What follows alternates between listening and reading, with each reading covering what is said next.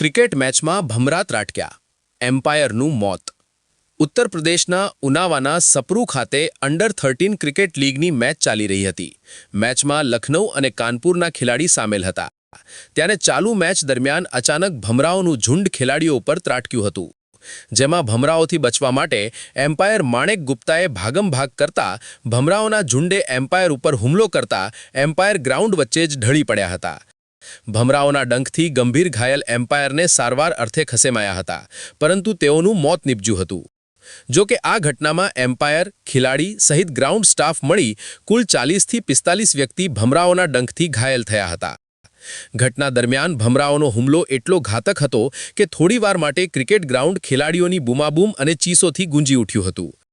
ઘટનામાં મૃતક એમ્પાયર માણેક ગુપ્તા, કે જેઓ છેલ્લા 30 વર્ષથી કાનપુર ક્રિકેટ એસોસિએશન વતી એમ્પાયરિંગ કરતા હતા, તેઓના મોતથી કાનપુર ક્રિકેટ એસોસિએશનમાં ઘેરા શોક સાથે આઘાતની લાગણી છવાઈ ગઈ છે. સાથે સાથે ક્રિકેટ ચાહકોમાં પણ આ ઘટનાને લઈ ભારે આઘાત જોવા મળી રહ્યો છે.